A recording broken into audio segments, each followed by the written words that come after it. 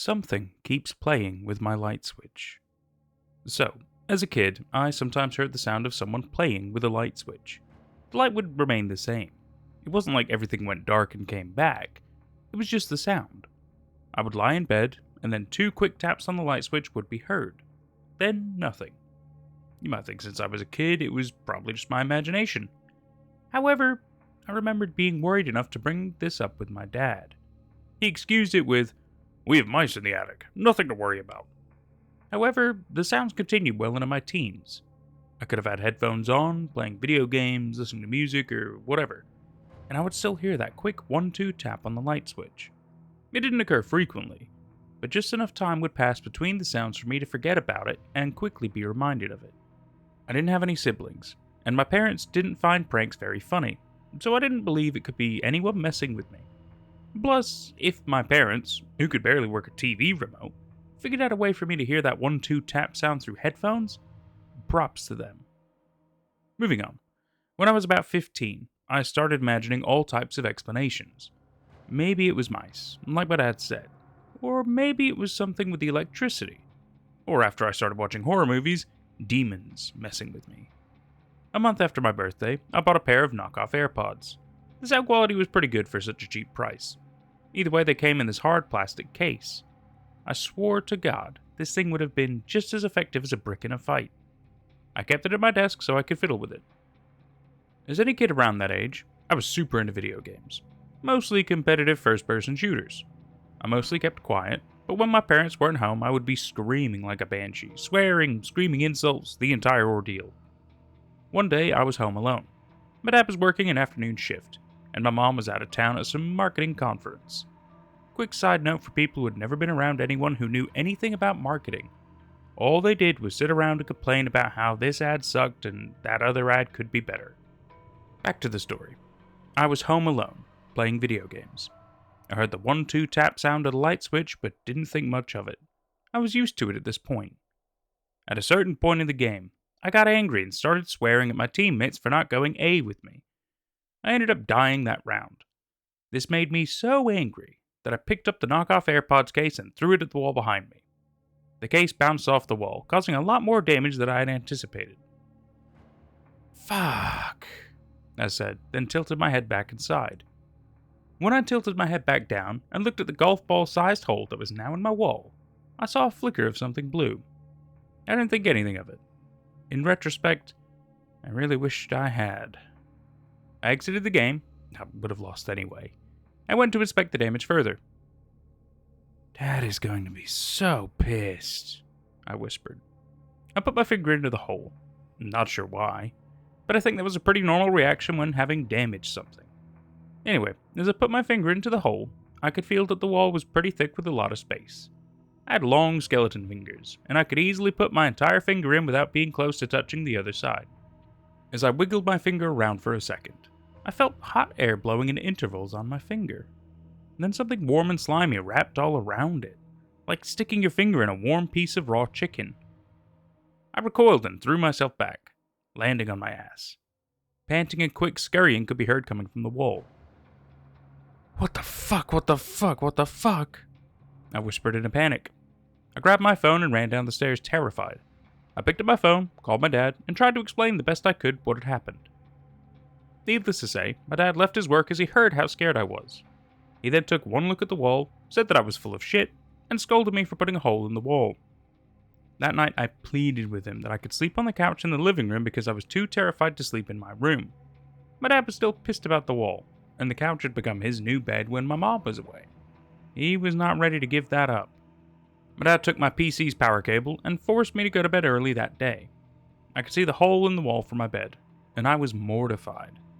I was waiting for something to walk by or a tongue to poke through the hole. After about an hour of being unable to sleep and just staring at the hole in the wall, I remembered an old Hunger Games poster I had that I had never put up. I searched my closet, found it, and quickly taped it up. I fell asleep within the next hour. I woke up the next day, feeling extremely bad due to the lack of sleep and nightmares. I turned around and looked at the wall.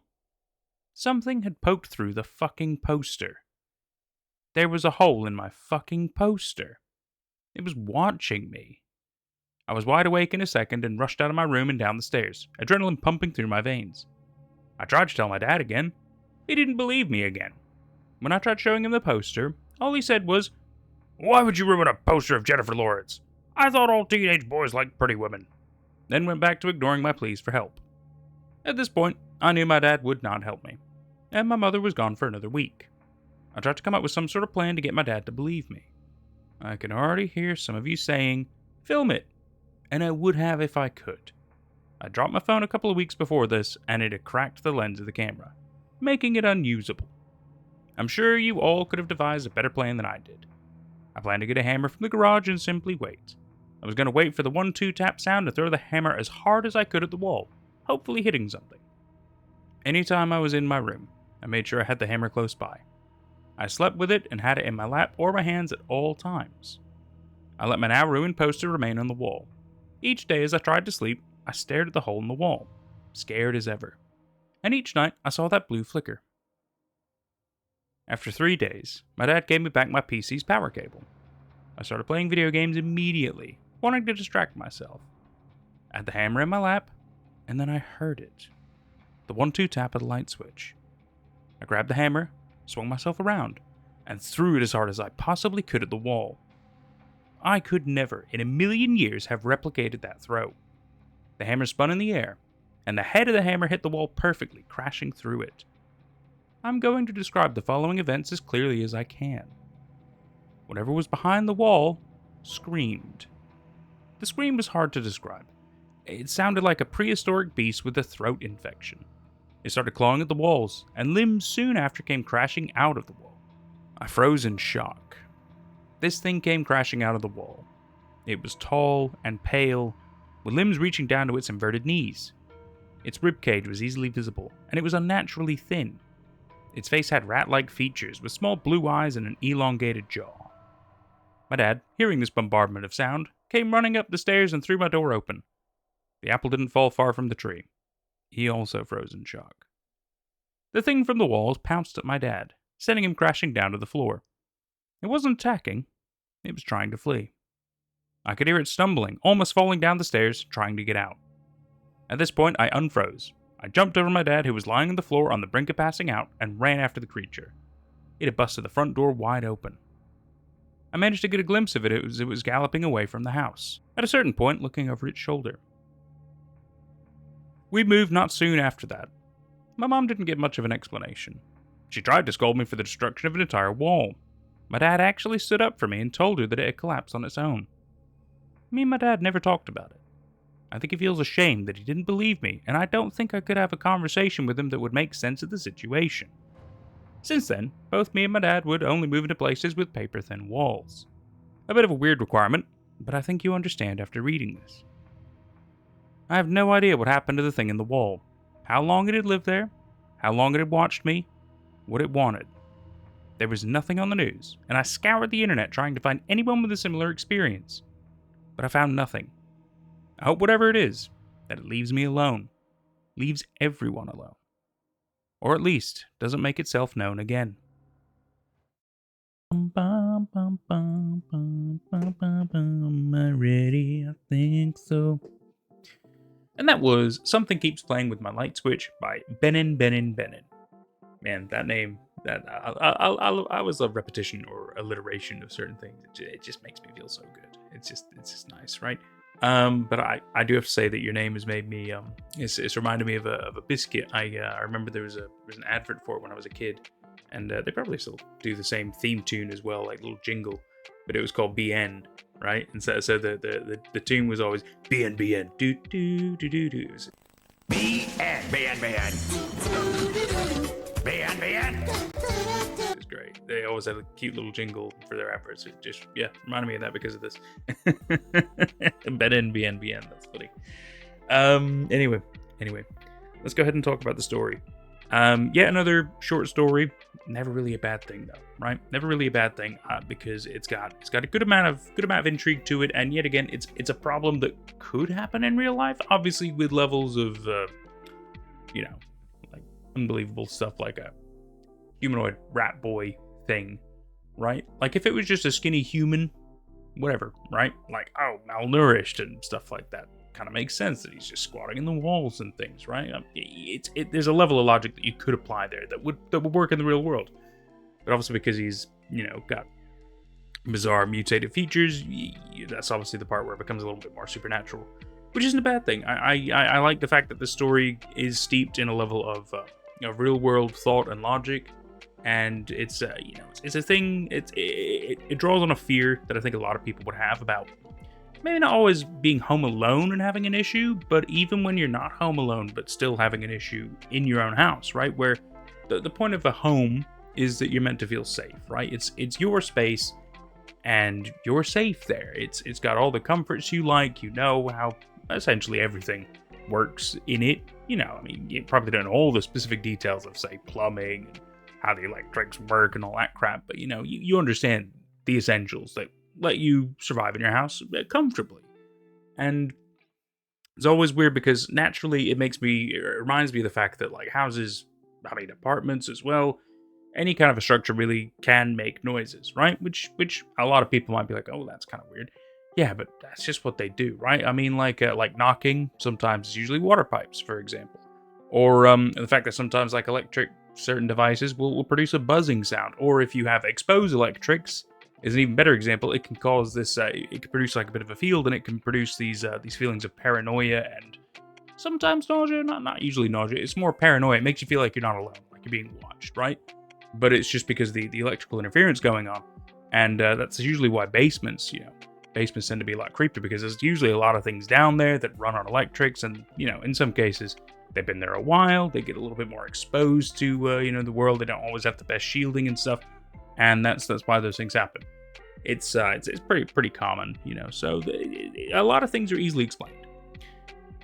But it's always interesting when it turns out that there's truth to a paranoia, right? Because then I don't think you can call yourself paranoid anymore. It's more that you're on alert, right? You're on watch. You're looking for whatever the actual thing is. I think it goes beyond the word paranoia then, right? Because I think paranoia is more steeped in the fact that what you're concerned about probably isn't real, right? Whereas when it is real, I feel like that, yeah, it still kind of falls in paranoia, but there's obviously more merit to it, and it kind of should maybe have a different term. There probably is one for it. I just don't know off the top of my head. Anyway, I'll stop rambling. But I like the good little bit of suspense, a little bit of intrigue and mystery to the story. It was nice until obviously the creature fell out of the wall. We don't know how long it had been there. We don't know what the fuck it was. It's great, and the fact that even the dad got to see it. But then they still decided to keep it hidden from the mom, and they decided to move. But I'm guessing they didn't disclose any information about what happened in the house. No police investigation or any other thing happened, which at levels of logic that doesn't make sense to me. Because, if there was one creature in your house, one thing that you had never seen before in your entire life, and probably nobody else has in the world, let's say, you'd want to let people know, right? So there could be investigation. There could be more in that house. For all we know, it had babies in the walls or something. We don't fucking know. We don't know how this thing works. Maybe it just asexually reproduces. We don't know. Is it the only house that has one of these things in it? We don't know. But yet again, it allows your imagination to run wild, right? And I think that's great. I think that's really great. Things that this story made me think about. Actually, quite a few things. So funnily enough, if you Google people in the walls, there's apparently quite a number of movies and stuff like that, which is to be expected. And I was thinking of specific ones if I was trying to find them, but we'll kind of cover the fact that there's a movie from 2024 called The People in the Walls, and it has something to do with a trend about inviting people from the walls into your home. Obviously, it's a movie, so it's not real, but still, it's like horror movie logic is always stupid, right? Like, there's a trend online about it makes me think of like the whole Bloody Mary thing, or La Llorona, anything where you have to invite something toward. Well, I mean, maybe not La Llorona, really invite her towards you, but with Bloody Mary, you're trying to invite her into your home. It's obviously probably not real, but it's like, you still shouldn't,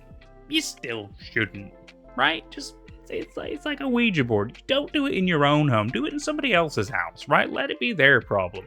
Do it in an abandoned building, a place where if you do release some kind of demonic entity or a spirit, it's stuck there. It's not in your own house. Something fucking stupid. Right, so anyway, People in the Walls. Yeah, I'll probably end up watching that. That sounds interesting. There's also one called Boy in the Walls, which that sounds like it could be quite interesting. Unable to shake the feeling that someone is always watching her, a new stepmother makes a terrifying discovery after hearing strange noises in her house.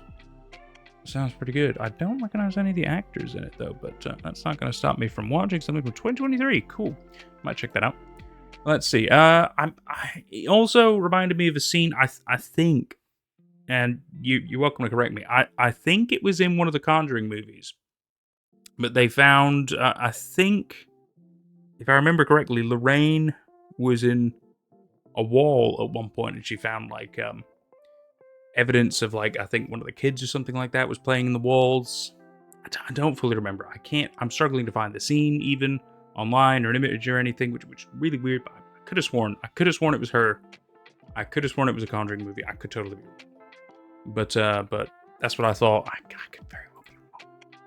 Let's talk about BN. When it comes to the creature, though, it's harder to define, but it does make me think of a couple of different things.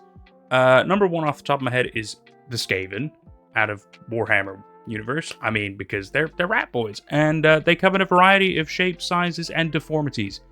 And some of them are true abominations, like hideous, whereas other ones are kind of like, you look at them and you're like, oh, they're goofy little rat boys, like kind of make you think like goblins, except they got crazy technology, and goblins can, but they're more magic, whereas Skaven are technology and fucking ridiculous, and some of them become big ogres and things, or like a rat king and stuff. It's just ridiculous, right? It also reminds me that there's a movie. I haven't seen it, but I remember seeing images for it before when I was doing some horror research like a long, long time ago, because I've always been intrigued in horror, and I was looking for like older horror movies, and it's called Rat Boy, funnily enough. I'm sure I'll pop a picture up on the screen as well. Haven't seen it, but yeah, just yet another case of somebody who looks like a rat, even though not fully like humanoid with rat features. It's apparently a thriller comedy. Didn't know that. I might have to look into it. Apparently, there's also a Rat Boy similar in a Batman Beyond comic. Quite random, that. Quite random. And then the last thing it really made me think of as well is the 1990 film The Witches, which I remember seeing when I was a kid, and because it's based on a Roald Dahl book, and I grew up with Roald Dahl books because it's just a very, very simple European book that you could get as a kid. Book series anyway. Roald Dahl makes tons of them. You got like, Willy Wonka the Chocolate Factory is a great example. James the Giant Peach, BFG, just to name a few. And so The Witches, and it's I remember it's technically mice. It's technically mice that they're like, I think they're turning children into, if I remember off the top of my head. And I remember there's like this big meeting of them in a hotel, which funnily enough, that hotel is down in Cornwall. I've been to it quite a number of times, and I think it's Falmouth. No, Newquay. It's Newquay. I thought it was Falmouth, but I'm pretty sure it's Newquay. Anyway, and yeah, so their scheme is to turn children into mice, and at one point, like the witches kind of get exposed for being witches and not full on human looking, and they have some pretty creepy witchy appearances and stuff like that. But it's just I might put a picture up. I'm sure I'll probably do that. But yeah, that's just the I think they've got like they had a remake, didn't they? They had a remake, not a remaster. I think it was a remake in 2020. Haven't seen that one, so they might have similar stuff in it. I haven't really seen it, so I don't know. I think that one had Anne Hathaway, and she had like weird teeth, mouth open. It made me think of like a shark or a big fish or something like that. I don't know. It was really weird. Anyway, I've really enjoyed the story. I thought this was totally worth covering, and I've really enjoyed it, and I sure hope you have too. Let me know in the comments down below what else this has made you think of. What else has sparked in your mind about maybe things in a wall, whether it be people or creatures or otherwise. Maybe you've had some bizarre experiences in your own house of things in your walls, or maybe just mysterious noises that you can never explain. That would be interesting. I want to hear about that. Otherwise, thank you so much for watching. I've been Nate at Night. This has been super fun, and I will see you next time. Thank you yet again. BennenBennenBennen. This has been it's been awesome. You guys take care out there. Thank you to the YouTube and Patreon members who've been supporting this channel so far. This has been a fantastic effort. Thank you so much. I couldn't do any of this without your support, really. I really can't. Thank you. You can also show support through a donation at coffee.com/nateatnight, or whenever I'm live streaming through super chats of YouTube or through Twitch. And whenever you donate, I'll be sure to read your messages out on stream.